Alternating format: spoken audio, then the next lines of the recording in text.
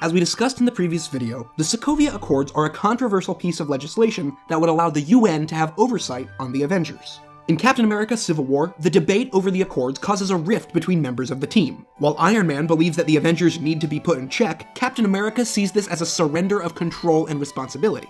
Just like real-world politics, the debate over the Sokovia Accords has no clear right side, and people on both sides are only doing what they believe is right. In order to explain the arguments behind both sides of this issue, these two videos will each discuss one side of the Accords argument. While Part 1 discussed why the Sokovia Accords are a great idea, Part 2 will now focus on why they're a terrible idea. The first major reason that the Sokovia Accords are a terrible idea is that the Accords would effectively make the Avengers useless. While we don't know all the specifics of the Accords, we do know that a panel of UN members from up to 117 different countries would be responsible for deciding exactly if and how the Avengers would act. Getting that many people to agree on anything would be difficult. Give me a chip! No, you're not getting the chips! The chips are off the table! If you wanted a goddamn chip, you should have gotten a goddamn chip at the hamburger shop! But getting them to rapidly come to a decision that could either end the world or save it seems pretty much impossible. Gentlemen, you can't fight in here. This is the war room. Currently, when the UN deploys forces to armed conflicts, their response time is usually measured in weeks or months. The fastest acting, so-called rapid deployment forces might get that time down to days, but the Avengers have to deal with conflicts in hours. By the time the UN had authorized the Avengers to deal with the Chitauri invasion, New York would have been little more than a pile of burning rubble. And what about smaller conflicts that aren't yet threats to the entire world? If I see a situation pointed south, I can't ignore it. Sometimes I wish I could. A UN panel never even would have known about threats like Darren Cross or Aldrich Killian or Obadiah Stane. By the time the Avengers got permission to deal with them, it would have been far too late. Relax, everything's under control.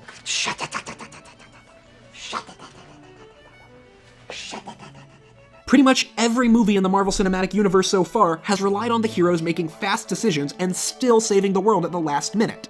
If any of them had stopped to ask permission before acting, millions or billions of people would be dead. Okay, you're in timeout. No! Sit down because you're in timeout. No! Okay, you're not in timeout. The second major reason why the Sokovia Accords are a terrible idea is that politicizing the Avengers is dangerous. The Sokovia Accords are supported by 117 countries. Now, that's a lot, but it's not all of them. Depending on who you ask, there's somewhere between 195 and over 300 countries in the world, which means that there are many countries who either weren't invited or decided not to become part of the governing body of the Avengers. Giving some countries access to the Avengers, but not others, could encourage other countries to develop or recruit their own teams of enhanced individuals. So North Korea doesn't get a say in where the Avengers intervene? That's fine by them. They'll create their own team of governmentally sanctioned super people, and we might not like how they'll use it. Making the Avengers part of any sort of governmental body, whether it's a single government or a collaboration of governments, could start a nuclear arms race as countries scramble to make sure that they aren't the ones without super people to protect them from their enemies. The final reason not to support the Accords is that it criminalizes heroes and encourages vigilantes. As we saw in Civil War, the Accords essentially force non-signing heroes to break the law in order to do what's right.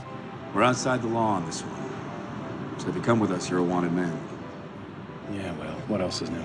It shouldn't be illegal to save lives, and throwing half the Earth's mightiest heroes in a super prison just makes the world that much more vulnerable when a real threat arrives. Sure, criminal heroes can be released from prison if they're really needed, but all that would do is show the hypocrisy of the people who locked them up in the first place. And ultimately, it could completely undermine the authority of the UN or any governments who enforce the Accords.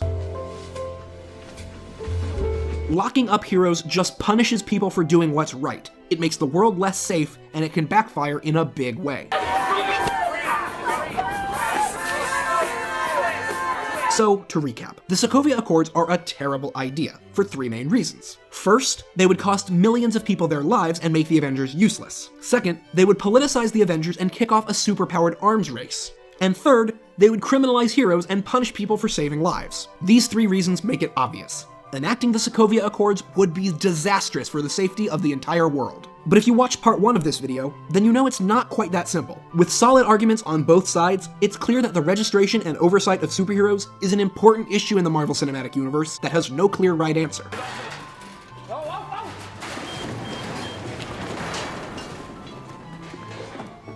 We'll get somebody to clean that up. We're the ones that gotta clean that up. Damn it, Mike! So what do you think? In the comments below, let us know which argument you found more convincing. Whatever your decision, we hope that you liked this video and subscribe to us on YouTube. And make sure to check out MCUExchange.com for everything related to the Marvel Cinematic Universe.